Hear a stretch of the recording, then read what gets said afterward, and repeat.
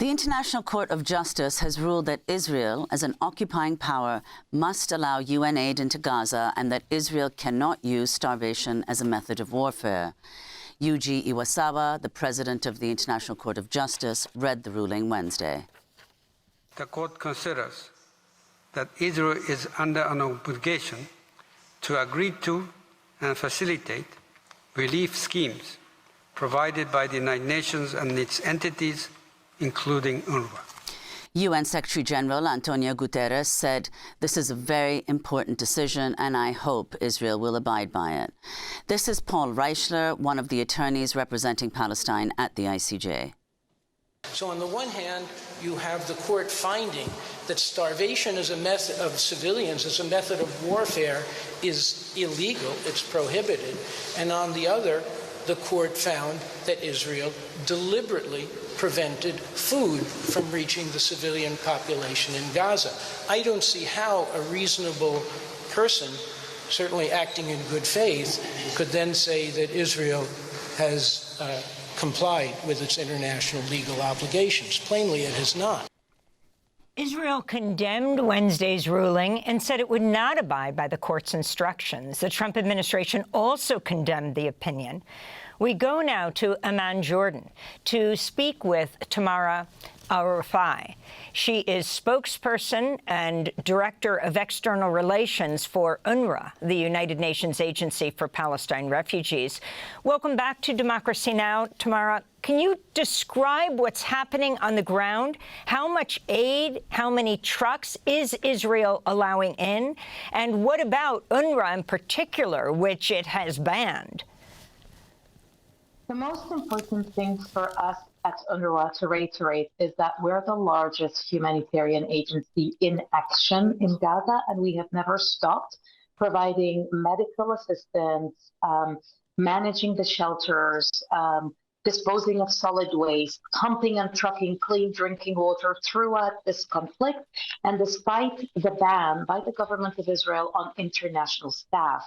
12,000 Palestinian staff members of UNRWA, men and women, have continued to work in Gaza, and that is why our services never stopped, even though international personnel and the goods, the supplies, the foods, the hygiene kits, the tents of UNRWA have been banned of going into Gaza. So for the last 10 days, and with the ceasefire, the fighting has subsided in many parts, which has allowed a lot of people in Gaza to start moving back to check in on their homes. But more than 90% of housing units in Gaza are destroyed, and these people are going to need immediate, urgent shelter and shelter material, including winter clothes and blankets, in the coming few weeks. Meanwhile, although the agreement calls for 600 trucks per day of food and other humanitarian supplies, what we've seen in the last few days is certainly an easing, so a slight increase in the number of trucks going in, but we're way, way, way below the 600. So yesterday, 281 trucks went in. On Monday, 263. That's less than half of 600. So, Tamara, do you think that the opinion by the International Court of Justice is likely to have any effect and more trucks may be able to get in? This is the highest legal authority of the UN, and it provided its advice, its advisory opinion, based on a request by the UN General Assembly, which represents the international community. So there is a global buy-in for the course, the path that this court has gone through, and it's the opinion.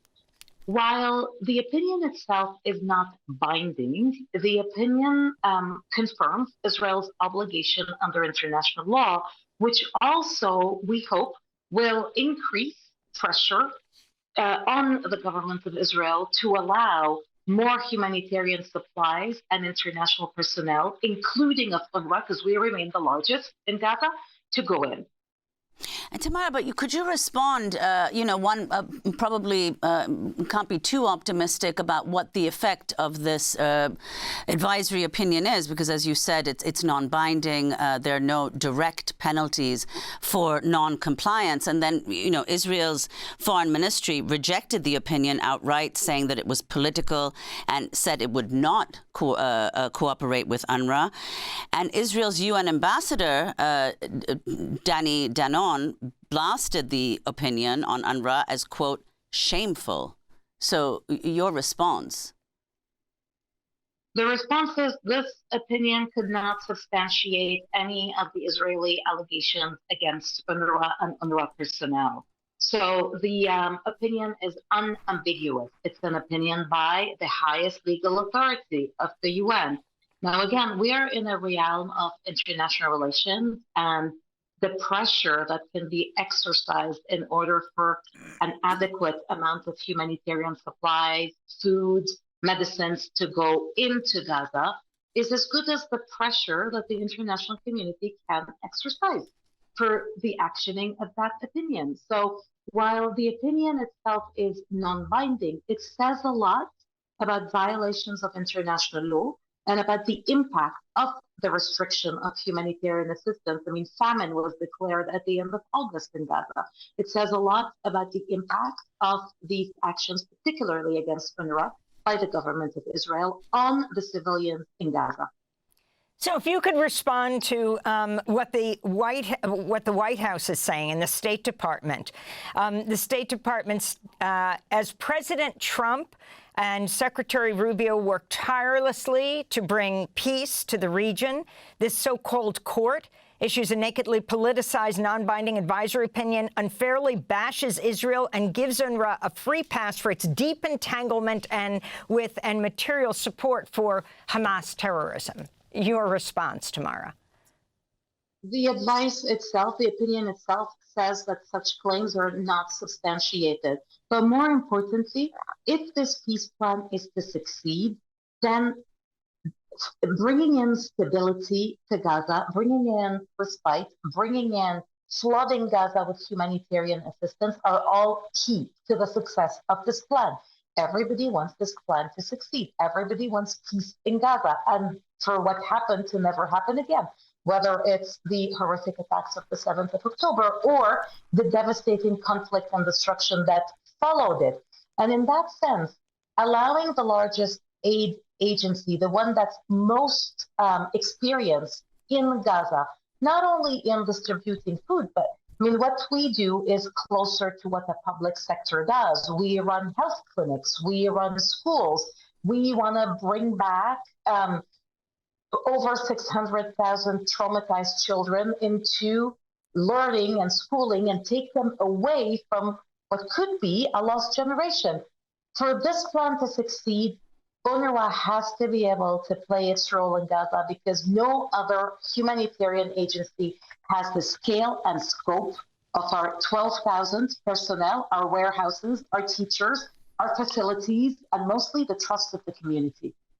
Finally, where's the Gaza Humanitarian Foundation, this shadowy, controversial U.S.-Israeli-backed aid, so-called aid group, now that the international organizations are back, horrifying the world as it opened fire on people seeking food?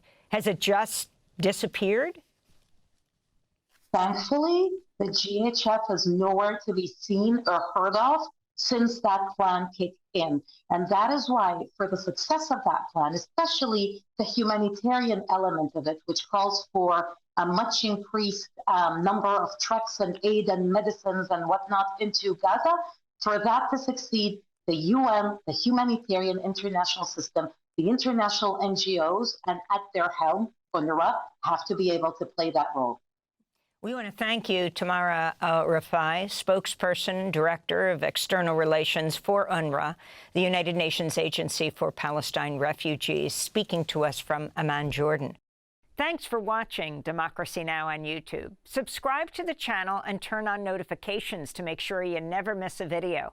And for more of our audience-supported journalism, go to democracynow.org, where you can download our news app, sign up for our newsletter, subscribe to the daily podcast, and so much more.